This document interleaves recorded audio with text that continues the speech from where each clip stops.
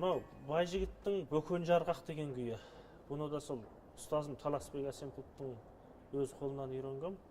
Күйдің тарихы ертеде бір екі ағайынды аңшы жігіт аңға шығады екен де. О заманда жаңа садақпен аң атады.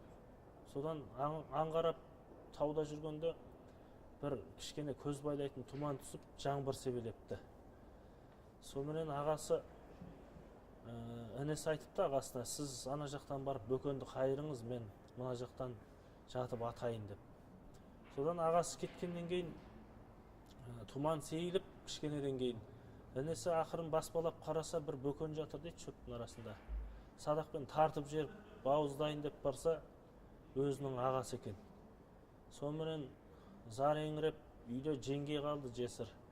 Айтатын тіл жоқ жеңгейге барып. Сонымен үйге келіп, керегеде ілулі тұрған домбыраны алып, күймен тартқан дейді. Сонда мына жеңгесі астыңғы шекте, қайнысы үстіңгі шекте жоқтап тартады екен. Бөкен жарғақ деп айтылады күйдің аты.